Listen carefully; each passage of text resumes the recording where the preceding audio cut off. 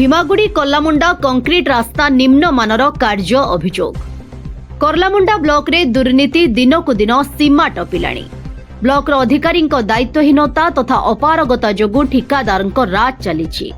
लक्षाधिक टंकार सरकारी अर्थ विभाग जंत्री दायित्वहीनता जोगु पानी रे पड़ुछि। एमिति एक अभियोग होइछि कर्लामुंडा डुकेरमाल बस्ती ठारू भीमागुड़ी पर्यंत कंक्रीट रास्ता रे। पश्चिम ओडिशा विकास परिषद पांठिरे होइथिबा 5 लाख टंका मूल्यर कंक्रीट रास्ता निम्नमानर निर्माण होइछि। कंक्रीट रास्तार बाली 4 इंच, मेटाल 4 इंच, चिप्स ढळई 4 इंच कराजिबा नै एस्टिमेट रे थिबा बेले लाभखोर ठिकादार केउठी 2 इंच तो केउठी 3 इंच मोटेरे मेटाल न दे बाली चिप्स रे ढळई करिथिबा अभियोग होइछि।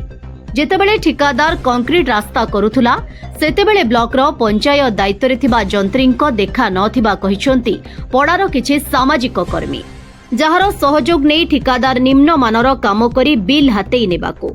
अभियोग हेबा परे कनिष्ठ जंत्रींको आउ देखा नाही कारण तांकर अन्यत्र बदली होई जाईछि। प्रकाश थाउ कि सूचना फलक काम होइथिबा स्थान रे न करी सेठारु 600 मीटर दूर रे करिबा केते युक्तियुक्त बोली साधारण रे आलोचना हेउछि। ताहा मध्य जमीरे थिबा एक गुहाळ कांथरे करा जाईछि।